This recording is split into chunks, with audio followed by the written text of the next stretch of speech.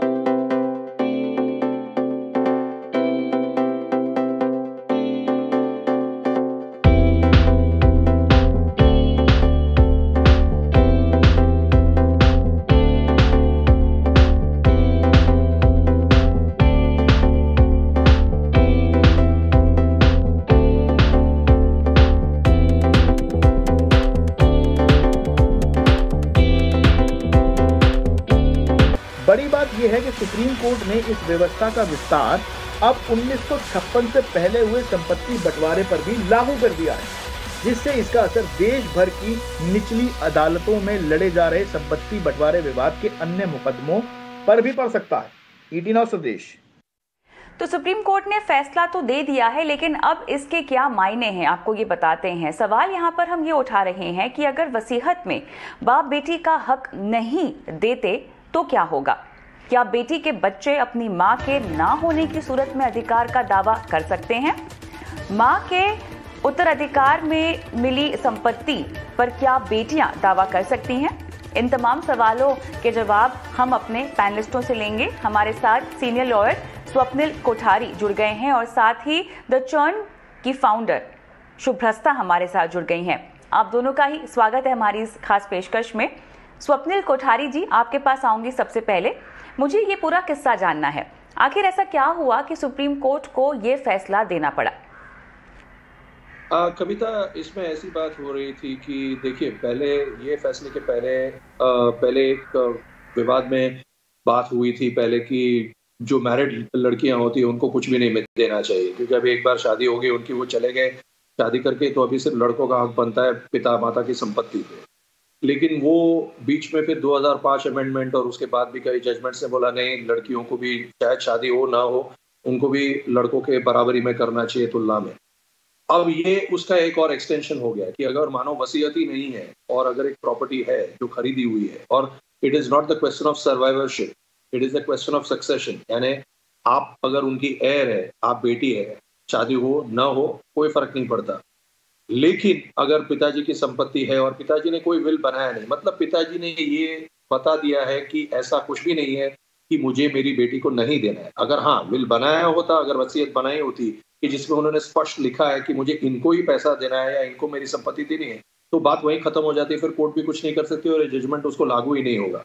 ये लागू उसी वक्त होता है जब किसी जो इंटेस्टेट मरा है, यानी जो विदाउट विल बना है, जो बिना वसीयत के मरा हुआ है, और वो भी हिंदू मेल है, यानी और 1956 एक्ट के पहले भी ये सारी चीज अगर संपत्ति ली गई है तो ये लागू होता है। और ये बट नेचुरल है, क्योंकि कविता जी इसमें ऐसा है कि अगर संपत्ति तुमने 1956 के पहले ली हुई है और अगर बोलेंगे नहीं नहीं 1956 के एक्ट के बाद ही इसको वैलिड करना चाहिए, तो वो गलत हो जाता है, क्योंकि कई प्रॉपर्टीज ऐसी होगी, जो लोग मरे होंगे या जो लोग अभी 85 90 बूढ़े होंगे, जिनकी प्रॉपर्टीज 56 के पहले ली होगी, तो उसमें वो डिस्टिंक्शन करेंगे तो वापस झगड़ा होगा, वापस कोर्ट्स में वापस केसेस और ज्यादा आ जाएंगे। तो इसलिए कोर्ट ने बहुत साफ तरीके से बता दिया कि कोई फर्क नहीं पड़ता अगर 56 के पहले भी ली हो। जैसे अरुणाचल गुंदर का जो केस है ये, जिसकी आप बात कर रहे हैं, जिसकी आप जिक्र कर रहे हैं, तो उस वक्त वो ये प्रॉपर्टी 1956 के पहले ली हुई थी, तो इसलिए कोर्ट ने साफ बता दिया है। और कोर्ट ने एक और स्टेप आगे गए हैं और कोर्ट के जजेस ने ये बता दिया है कि अगर कोई महिला होती है जो बिना वसीयत के मर जाती है, तो उसकी जो प्रॉपर्टी है, अगर उनके कोई जो एयर्स हैं तो उनको जाएगी, अगर नहीं है, अगर वो हस्बैंड की प्रॉपर्टी है तो हस्बैंड के एयर्स को जाएगी। यानी the court has made it very clear as to where the property will go, not by survivorship but by succession. यानी सक्सेशन, हिंदू सक्सेशन एक्ट का मतलब ही वो है कि सक्सीड कौन करेगा प्रॉपर्टी को। तो उन्होंने सक्सेशन का बहुत ही समांतर रूप या परिभाषा ली हुई है और लागू कर दिया ये जजमेंट बहुत साफ तरीके से, और 51 पेज का जजमेंट है। और मैं सजेस्ट करूंगा आपके व्यूअर्स को कि ये सारा बहुत ही सिंपल लैंग्वेज में आप पढ़िए, आपको काफी अच्छा होगा। और उन्होंने काफी हिस्ट्री, हिंदू लॉ की काफी हिस्ट्री में गए हुए हैं। मेहता अक्षरा स्कूल का क्या नॉलेज है, कि क्या अंडरस्टैंडिंग है, फिर आपको दया भगा स्कूल के क्या मायने रखते हैं, ये सारी चीजों में जाके उन्होंने ये डिसीजन पे आया। और मेन खास तौर इसमें ये बात होती है कविता जी, कि अगर आप ये जजमेंट नहीं देते तो जो निचली जो कोर्ट्स में है जो झगड़े चल रहे हैं वो और लंबे हो जाते हैं।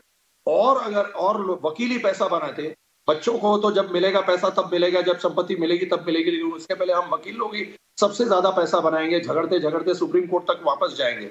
तो इसके अंदर ये जजमेंट बहुत मायने रखता है, इसलिए क्योंकि ये झगड़े कम करेगा। ये लड़की और लड़का जो दोनों के बीच जो पहले डिफरेंस हुआ करते थे, वो डिफरेंस को पूरी तरह से कोर्ट खत्म कर रहा है। क्योंकि अगर आपने देखा है कि बीच में अभी गवर्नमेंट ने भी ये किया था कि 21 साल को तक की लड़कियों की शादी नहीं होनी चाहिए, they can marry at the age of 21, जो लड़कों के समांतर कर दिया, क्योंकि उनको भी डेवलपमेंट का ये रास्ता मिलना चाहिए। सो ये कोर्ट साफ तरीके चीज से जो मुझे इस आदेश में समझनी है, संतानहीन महिला की संपत्ति के उत्तराधिकार पर भी सुप्रीम कोर्ट ने फैसला दिया है। ये भी काफी दिलचस्प फैसला है। और जिस तरह से महिलाओं के सक्सेशन की आप बात कर रहे हैं, उसकी ओर एक और बार फिर से सुप्रीम कोर्ट का ध्यान गया है। जरा इस फैसले के बारे में भी बताइए। इसके अंदर ऐसी बात है कि जो महिला का जो ये आचरण हुआ करता था कि ये आज की महिला पूरे मर्दों के बराबर है, अगर ये डिस्टिंक्शन इसको कंप्लीटली इसको हटा देना चाहिए। कॉन्स्टिट्यूशन में उस वक्त जब कॉन्स्टिट्यूशन ड्राफ्ट किया गया था, तब जो हमारे जो संविधान बनाने वाले लोग, उन्होंने ये किया था कि जहां पे भी रिजर्वेशन कर सकते हैं महिला के लिए वो कीजिए, वो उस वक्त लागू हुआ करता था। अब ये धीरे धीरे ये जो डिफरेंस है कि महिला वीक है और पुरुष ज्यादा सुपीरियर है, यस थोड़ी बहुत यहाँ ग्लास सीलिंग्स रहती है हर एक कॉर्पोरेट वर्ल्ड में कहीं पर भी, लेकिन वो धीरे धीरे ये सारी चीजों से कंप्लीटली खत्म होती जा रही है। और एक और जो आपने जजमेंट की बात की कि अगर महिला के कोई बच्चे हैं, हाँ अगर उनके तरफ से बच्चे और अगर महिला की कोई प्रॉपर्टी है तो वो उनके बच्चों को जाएगी। और अगर उनके कोई बच्चे नहीं है तो हस्बैंड के जो एयर्स है वो उनको तरफ जाएगी, अगर वो महिला शादीशुदा है। अगर महिला अविवाहित है और बिना वसीयत के है तो महिला के जो पेरेंट्स है या उनके जो भाई है, उनके बेटे, उनका हक बनेगा। तो what the court is trying to trace, Hindu succession act में क्लास 1 एयर्स, क्लास 2 एयर्स, इस तरह से सारा डिस्टिंक्शन दिया गया है। तो क्लास 1 एयर्स का पहले उन लोग ये करते हैं, अप्रोच करते हैं, बाद में क्लास 2 को देखते हैं। तो उन्होंने बेसिकली कोर्ट ने ये कर दिया है कि गर्ल्स को क्लास 1 एयर्स में पूरी तरह से उसको एक वैल्यू एडिशन दिया हुआ है, जो इंपॉर्टेंस जो उनका हक बनता है, बेसिकली कोर्ट ने उनको अपना हक अदा किया है। तो इसमें जो कोर्ट ने ये, और कोर्ट एक क्लियर मैसेज सेंड कर रहा है, जिस तरह से पिछले 2-3 सालों से अगर आप देख रही है कविता जी, जैसे होमोसेक्सुअलिटी है, एडल्टरी पे है, कई चीजें और बड़ी बड़ी जजमेंट्स, राइट टू प्राइवेसी जो सुप्रीम कोर्ट जिस तरह से कर रहा है, वो दूसरे तुम्हारे 50-100 साल बहुत क्लियर कर रहा है कि ये सारे झगड़े जो आमतौर पे आते रहते हैं कोर्ट्स में, और कोर्ट में 125 करोड़ कि जनता के लिए कोर्ट्स सभी जितने भी आपने कहे हैं, लेकिन शुभ्रस्ता मैं आपके पास आना चाहूंगी। महिलाओं की सशक्तिकरण को लेकर जितने भी कदम उठाए जाए कम है, लेकिन देखिए शुरुआत तो यहाँ पर हुई है। मौजूदा हालात में जो सुप्रीम कोर्ट के फैसले निकलते आ रहे हैं, किस हद तक इन सुधारों की जरूरत थी? आप तो जमीनी हकीकत के बहुत करीब रहती हैं, किस तरह की दिक्कत और परेशानियों से महिला गुजर रही थी? जी कविता जी, सुप्रीम कोर्ट ने ये फैसला लिया है और बहुत ही स्वागत करने योग्य फैसला है। आप उत्तराखंड से आती हैं कविता जी, आपको पता होगा उत्तराखंड में सरकार ने भी काफी सारे इनिशिएटिव्स लिए हैं, जैसे लड़कियों के नाम घरों पे लिखवाना। ये सब चीजें एक स्टेप फॉरवर्ड है कि समाज एक्सेप्ट करे कि जिस घर में लड़की पली बढ़ी, जिस घर से उसकी डोली उठी, उस घर में उसका हक है। एक पक्ष लेकिन है अछूता है, जिसपे शायद कम बात होती है कविता, जिसपे मैं ध्यान आकृष्ट करना चाहूंगी। वो बेटियां जो कई कारणों में फंसकर जिन्होंने दहेज के खिलाफ आवाज नहीं उठाई और जिनके पिताओं ने सूद पर और अलग अलग तरीके से दहेज लेकर और बेटियों को विदा किया, उन बेटियों के और उन परिवारों के भी बारे में एक बार जरूर सोचना चाहिए, क्योंकि ये एक हथियार के रूप में भी यूज हो सकता है लड़की के ससुराल पक्ष वालों की तरफ से, जो मूलतः धन लोभी हैं और जिनको बिल्कुल भी गुरेज नहीं होगी कि इस फैसले का वो दुरुपयोग करें। और एक बात मैं आपके चैनल के माध्यम से, आप चूंकि हिंदी का चैनल है इसलिए बहुत व्यूअरशिप है इसकी, और जिस एरिया की मैं बात कर रही हूँ उस एरिया में हिंदी काफी बोली जाती है, मैं हिंदी पट्टी की बहनों से करबद्ध निवेदन करना चाहती हूँ कि अब आप इस ऐतिहासिक फैसले के बाद अपने घर में विद्रोह के बिगुल फूंकिए और दहेज या प्रेम या परंपरा के नाम पर ढेरों सोना चांदी प्रॉपर्टी दिस दैट जो भी मिलता है उस पे आप स्वयं रोक लगाइए, क्योंकि आप अपने हक की आवाज तभी ज्यादा अच्छी तरह बुलंद कर सकती हैं जब आप स्वयं भी न्याय के पक्षधर हो, स्वयं भी न्याय के साथ खड़ी हो।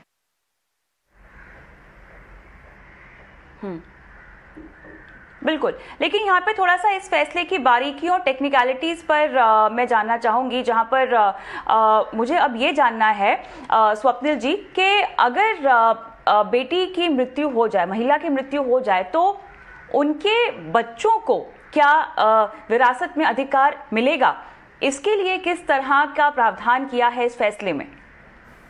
देखिए, इसके अंदर ऐसी बात है कि अगर महिला ने विल नहीं बनाया, वसीयत नहीं बनाया है, तो इसके अंदर एक बारीकी हो सकती है कि जो हस्बैंड्स के एयर्स है, मतलब ये अभी महिला के अगर विवाहित है और आपने बोला महिला के बच्चे हैं, और अगर अविवाहित भी और बच्चे हैं, तो इसके अंदर जो हस्बैंड के एयर्स है, मतलब ये बच्चे भी उसके ही हो गए, तो उनको हक मिलेगा। लेकिन अगर इसमें एक और चीज हो सकती है कि जो जहाँ पे उसकी शादी हुई है और अगर वहां पे कोई और दूसरे एयर्स है, दूसरे क्लास 2 एयर्स है या क्लास 1 एयर्स है, तो वो लोग एक दावा कर सकते हैं कि हमको भी इसका हक बनता है। लेकिन यहाँ पे कोर्ट बोलेगी, अगर ये बात कोर्ट तक पहुंचती है, तो इसमें कविता जी ऐसे हो सकता है कि महिला बोलेगी या उसके जो लीगल रिप्रेजेंटेटिव्स हो गए, जैसे अरुणाचल गुंदर के लीगल रिप्रेजेंटेटिव्स ने बताया कि ये प्रॉपर्टी महिला की खुद की खरीदी हुई थी या उसको इनहेरिटेंस में मिली हुई थी। अगर ये खुद की खरीदी हुई है या इनहेरिटेंस में मिली है, तो हमको हक बनता है उसका, दूसरे किसी को नहीं बनता है।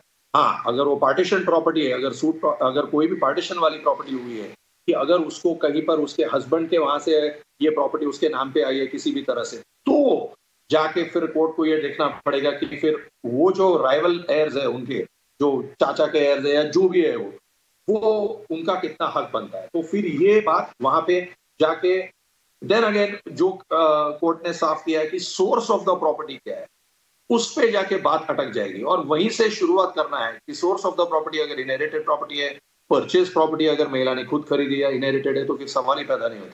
लेकिन अगर उसको कहीं पर उसके हस्बैंड के वजह से आई है प्रॉपर्टी, तो वहां पे जाके फिर हस्बैंड के दूसरे को उसके भाई के एयर्स होंगे, तो वो लड़ाई कर सकते हैं। लेकिन इसके अंदर भी जब ये अगर एक महिला जो अविवाहित है, जो विवाहित है और बिना वसीयत के मरी हुई है, और अगर उसके हस्बैंड नहीं है इस दुनिया में, तो फिर ये बात बहुत इजी हो जाती है। लेकिन अगर हस्बैंड है, तो शायद फिर हस्बैंड अगर स्ट्रेट फॉरवर्ड है और वो बोलेंगे नहीं भाई ये प्रॉपर्टी सिर्फ मेरे बच्चों को जानी चाहिए क्योंकि मैं अभी हूं, तो बात अलग है। और हस्बैंड भी एक विल बना सकता है अगर चाहिए तो, ये देख के कि कल उठ के अगर मेरी बीवी तो गुजर गई है, लेकिन ये झगड़ा ना हो मेरे भतीजों के बीच में और मेरे बच्चों के बीच में, तो वो सिक्योर कर सकता है अगर वो उसको उस प्रॉपर्टी पे हक बनता है उनका तो। क्योंकि अगर महिला ने खरीदी हुई है और महिला के अकेले के नाम में है तो फिर हस्बैंड को ये क्लेम करना पड़ेगा जाके कोर्ट में प्रोबेट के हिसाब से कि भाई देखिए, या अगर उन्होंने विल नहीं बनाया तो लेटर्स ऑफ एडमिनिस्ट्रेशन के हिसाब से कि भाई ये प्रॉपर्टी अब मैं एक सर्वाइविंग हस्बैंड हूँ और मेरे बच्चे तो मुझे आनी चाहिए। तो अगर उसके नाम में आ जाती है और वो एग्जीक्यूटर बन जाता है तो फिर बात ही खत्म हो जाती है, फिर बहुत ईजी हो जाती है। तो ये सारी बारीकियां कोर्ट ने हर एक एग्जाम्पल देना बहुत मुश्किल हो जाएगा। ये भी है तो क्या जो आप समझाइश दे रहे हैं वो इस मामले में भी लागू होगी कि जब अब क्योंकि ये जो फैसला है ये लाखों मुकदमों पर इसका असर होगा जो कि चल रहे हैं निचली अदालत में, ठीक है। अब जिस पिता ने वसीयत नहीं बनाई है उनके विरासत में बेटी का भी हिस्सा होना है। इस वक्त अगर बेटी मौजूद नहीं है, बेटी का निधन हो चुका है, तो क्या बेटी के उत्तराधिकारी इस पर अपना हिस्सा क्लेम कर सकते हैं?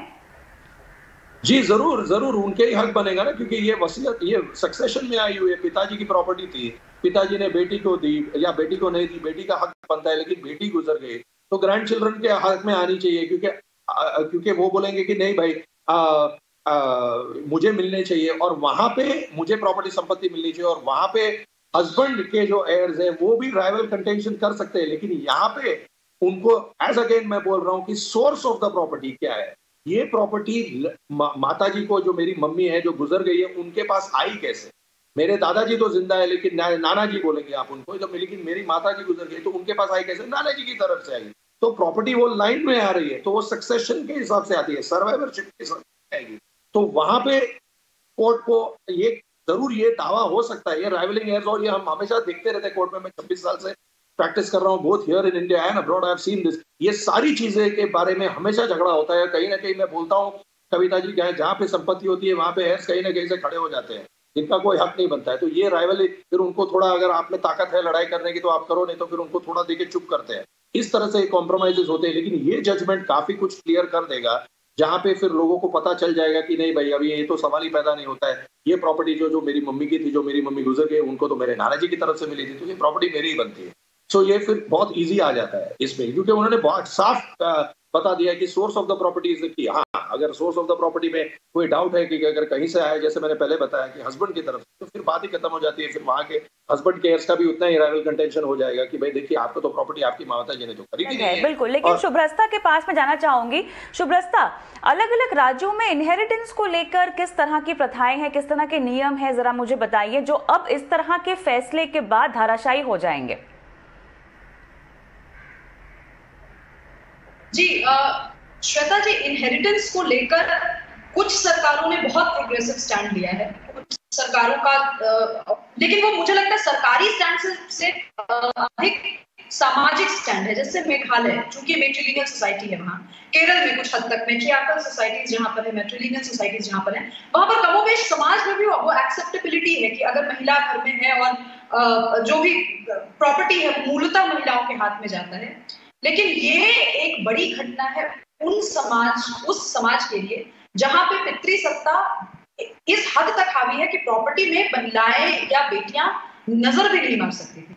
तो मुझे लगता है कि आप एक और डिबेट इसमें मैं जोड़ना चाहूंगी कविता जी, कि मुझे लगता है कि अब एक देशव्यापी बहस लेजिस्लेचर में होनी चाहिए, और अपने अपने जो भी सांसद हैं या विधानसभाओं में जो भी विधायक हैं, उन तक जनमानस को ये बात पहुंचानी चाहिए कि एक बहुत क्लियर लेजिस्लेटिव स्टैंड भी लिया जाए। ये तो जुडिशरी का स्टैंड है जिसका अनुमोदन आज हम कर रहे हैं, बट लेजिस्लेटिव लेवल पर अगर एक इंटरेस्टिंग स्टैंड लिया जाए, एक प्रोग्रेसिव स्टैंड लिया जाए, मुझे लगता है कि कुछ सरकारों ने अच्छा किया भी है, लेकिन देशव्यापी लेवल पर अगर ये समर्थन मिल सके तो ये बहुत बड़ी बात होगी।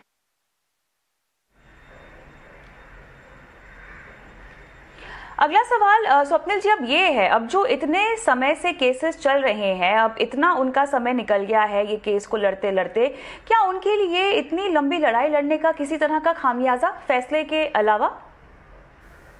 देखिए, इसके अंदर मेरा एक ही मशवरा रहेगा, किसी को भी जो कोर्ट की लड़ाइयाँ लड़ रहा है और कई सालों से अगर लड़ रहा है, तो मेरा हमेशा एक मशवरा रहता है किसी भी लिटिगेंट के लिए कि अगर आपको ये आपकी जो रेगुलर लाइफ में ये चीजें अफेक्ट नहीं कर रही है तो आप लड़िए, और अगर आपके मॉनेटरी आपके पास मीन्स है तो लड़िए, अदरवाइज आप एक कॉम्प्रोमाइज कर दीजिए और ये बात खत्म कर दीजिए। और मेरा एक और मशवरा रहेगा कि ये फैसला बहुत ऐतिहासिक है, बहुत बढ़िया फैसला है, लेकिन जहां पे भी किसी की भी मृत्यु हुई है, मानो आपने बताया कि कोई माता जी मर गई है और अगर उनके हस्बैंड जिंदा है, तो बेसिकली मैं एक ही मशवरा करता हूँ, ऑलवेज हमेशा मेरे क्लाइंट्स को मैं ये मशवरा देता हूँ कि आपकी जो भी संपत्ति है उसके बारे में आप विल कीजिए। और अगर विल से भी बेटर रहेगा कि अगर आप किसी चहीते बच्चे को देना चाहते हैं या किसको भी देना चाहते हैं या आपकी वाइफ को सिक्योरिटी देना चाहते हैं, तो गिफ्ट कर दीजिए। गिफ्ट का मतलब ये होता है कि when you gift it that means you are alive.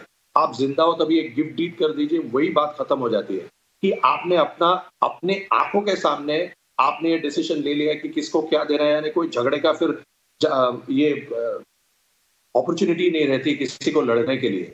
ये जो खामियां जो दूसरी अगर है, जो लड़ाइयां चलती है नीचे, इसमें एक और चीजें बहुत अच्छी हो जाएगी कि जो ये जजमेंट होगा वो सब वकील जो अपने लड़ रहे हैं अपने क्लाइंट्स के लिए कि देखो ये केस मुझे तो अप्लाई होता है, यानी बहुत ही केस इजी हो जाएगा उन लोगों के लिए। और जो लोग फालतू में लड़ाई लड़ रहे हैं इनके अगेंस्ट जिनका हक बनता है बिकॉज ऑफ दिस जजमेंट, उनको ये लड़ाइयां छोड़ देनी चाहिए, क्योंकि ये फिर एक ईगो पे आके बात रहती है। और मेरा यही मशवरा रहेगा, अगेन आई रिपीट, आपके जितने भी दर्शक है मैं उनको बोल देता हूं, ये एक मशवरा देता हूं कि आप प्लीज जो जमीनी हकीकतें हैं वो बहुत ही अलग होती है, लड़ाइयां बहुत ही बिटर हो जाती है, जैसे भी प्रॉपर्टी डिस्प्यूट और marital disputes are the worst in litigation. तो उसके अंदर आप जितना भी क्लैरिटी रखेंगे, जब विल बनाते हैं या विल भी नहीं करते तो गिफ्ट कर दीजिए या सेल कर दीजिए अगर आपको चाहिए तो। अगर कोई सामने वाला देने के लिए तैयार है आपको पैसा, उस वक्त आपके ही फैमिली मेंबर से जिसको आप बेचना चाहते हैं या देना चाहते हैं या जो भी है तो वो बात वहीं खत्म हो जाती है। यानी टेस्टामेंटरी सक्सेशन का जो इश्यूज आता है वो बहुत कम हो जाएगा और कोर्ट्स में लिटिगेशन उतना कम होगा।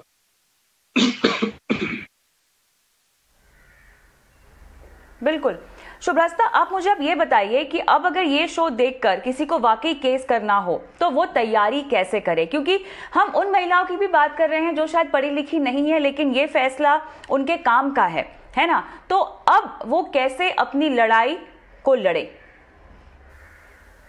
मुझे लगता है कविता जी, पहले अगर कोई महिला है जो पढ़ी लिखी नहीं है, जिसके पास डॉक्यूमेंटेशन का ज्ञान बहुत नहीं है, तो सबसे पहले तो उनको उन ऑर्गेनाइजेशंस तक पहुंचना चाहिए जो उनकी लड़ाई थोड़ी आसान कर सकती हैं।